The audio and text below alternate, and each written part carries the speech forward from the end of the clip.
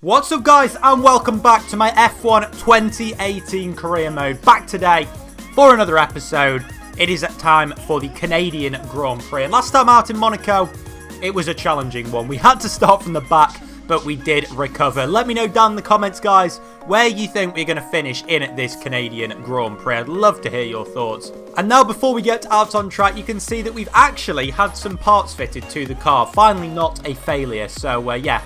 That's good. It's the engine power upgrade that we were meant to get last time out in Monaco. And this is, of course, a big power circuit at Montreal. So good to have it on the car. And as we have a look at the development tree, you can see that Red Bull have made a massive step forward this weekend, only just behind Mercedes. Mercedes haven't brought any upgrades. In fact, they've only bought one all season, or they've only brought upgrades to one race so far. And this is, in fact, Red Bull's first big upgrade. So, yeah, good to see them closing the gap. But as we get into the vehicle management, you can see that it is time for a new gearbox as well. So that's good. We're hopefully not going to have that fail on us. If we do, that would be incredibly unlucky.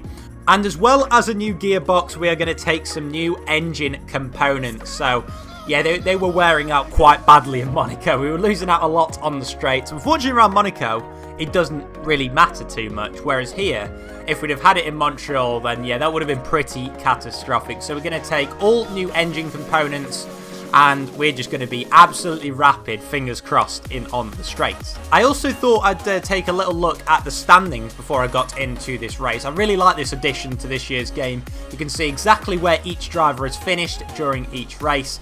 And yes, Sebastian Vettel yet to finish below P2 in the first 6 rounds of the season, which is why he's so far ahead of us.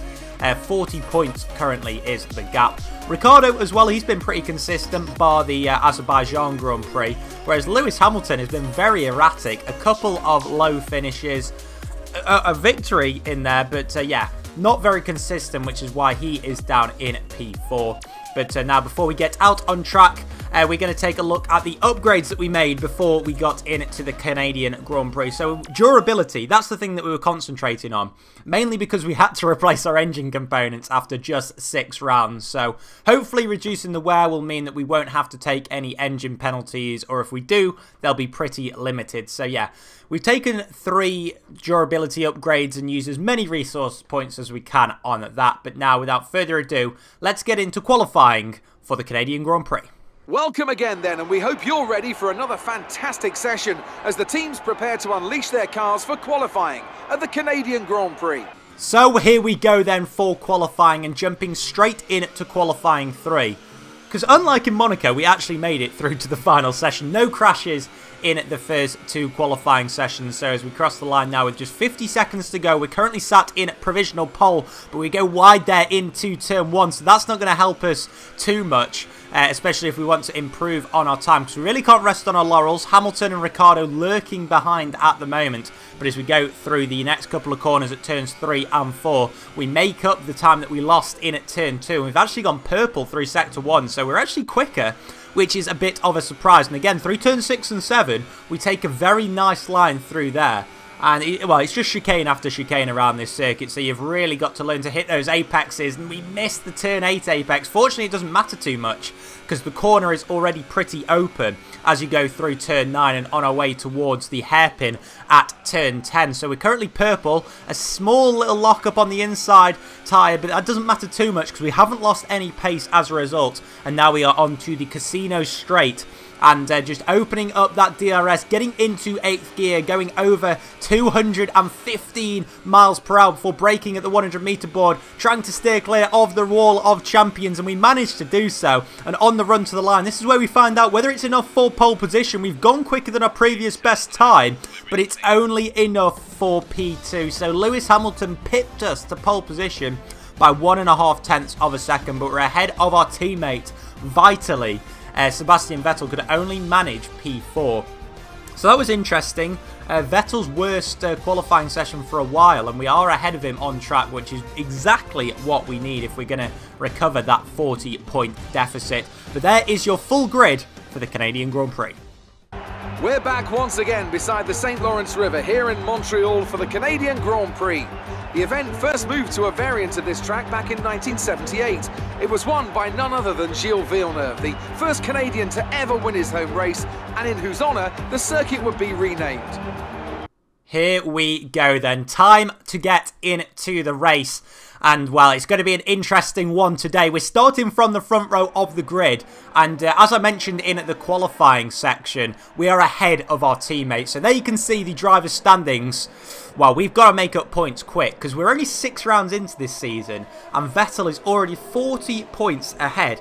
We're actually about 20 points, we are 20 points ahead of Daniel Ricciardo, who's in P3. So it's not a terrible start to the season. It's not as if we're, you know, doing badly, but we really do need to recover those points, and it is time to do so right now. Starting from the front row, alongside Lewis Hamilton, and away we go here for the Canadian Grand Prix, and Ricciardo gets a pretty good start to the side of us, and he's taking that inside line into turn 1, so we're side by side with Ricciardo, but we get that inside line for turn 2, and as a result we've managed to maintain second place, but we're still behind Lewis Hamilton, and we didn't really pose any sort of threat to the Mercedes man, the 4-time world champion, and it looks as if he's already streaking off into the distance, even though we're only 1 sector in it to this race. So it's quite overcast up above, and the tyres seem to be taking quite a while to grip into the surface and get up to temperature.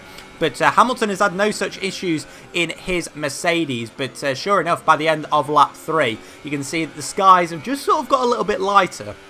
And as a result of that, we've managed to get those tyres up to temperature, and we set the fastest lap at the end of lap 3. So we're within 0.7 of a second of Lewis Hamilton, as it offers us to change strategy, but we choose to stay the same. We're going to pit on lap 6 for this race, rather than pitting at the end of lap 4. Meanwhile, further behind on lap 3, you can see that our teammate, Sebastian Vettel, who started in P4, is now under pressure from that man in P5, Valtteri Bottas, as Vettel kicks up a lot of dust, and as a result, Bottas manages to get ahead into P4. So a nice little move there from the Finnish driver, as he takes a look to try and get past Daniel Ricciardo as well, but he can't quite get past in the meantime. But as you can see behind, Sergio Perez is now ahead of Sebastian Vettel, so it's been a terrible few corners for Sebastian. Meanwhile, Bottas trying his hardest to get ahead of Daniel Ricciardo, but just can't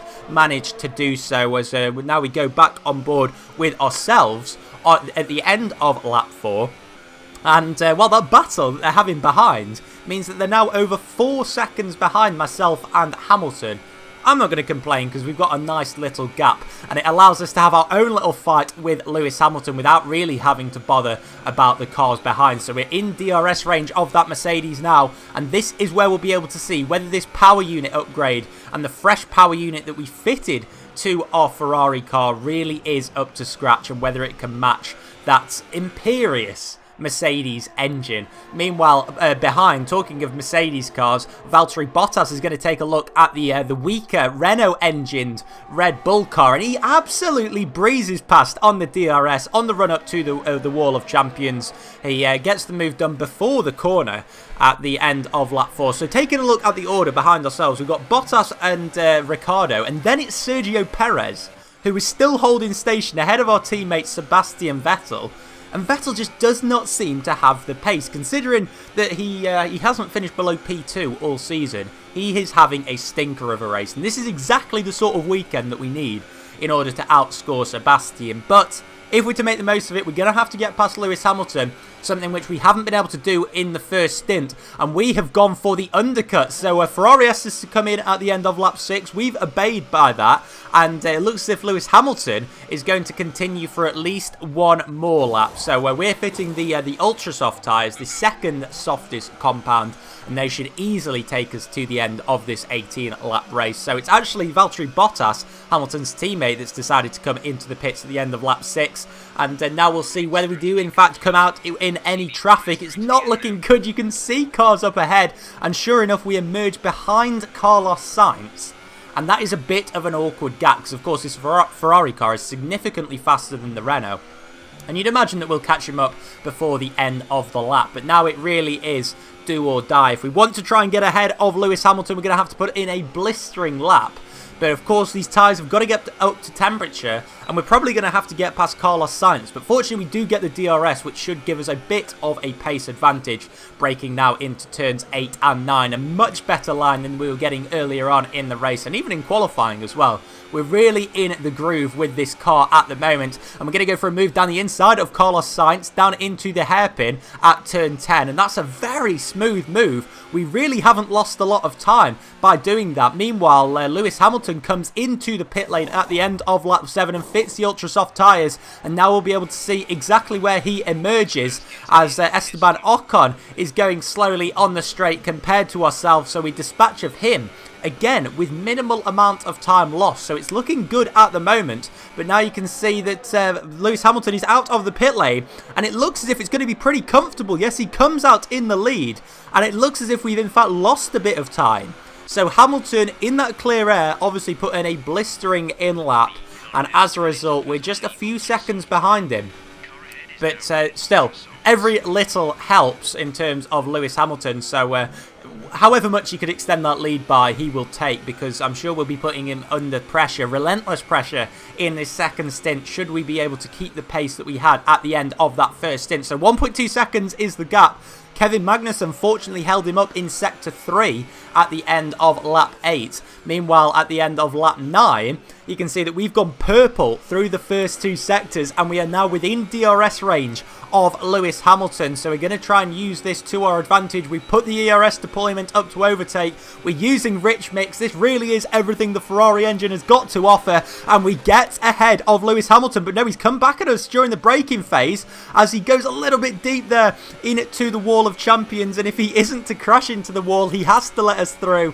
We're up in it to P1, and that really does show our hand in terms of how quick this Ferrari engine is. I was so happy once I managed to get once I managed to get ahead of Lewis Hamilton, but to come just one lap later, Hamilton gets ahead of us on the DRS before we managed to fend him off. And that's the new DRS zone for 2018, so showing that it can provide some sort of racing value.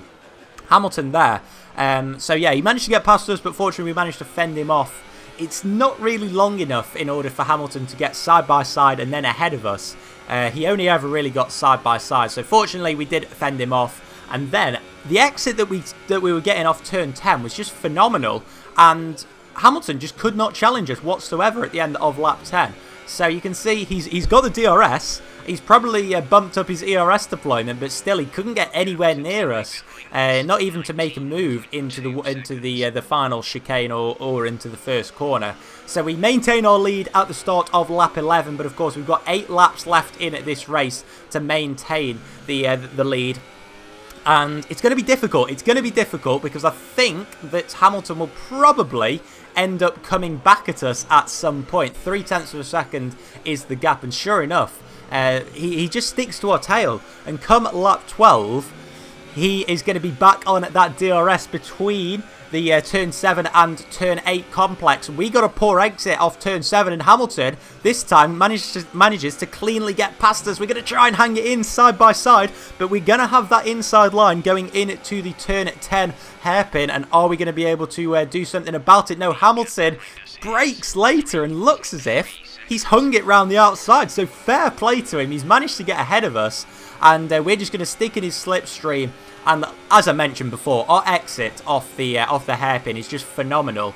And as soon as we bump it up to overtake ERS deployment, there is no hope for even the Mercedes engine, just showing exactly how much progress we have made.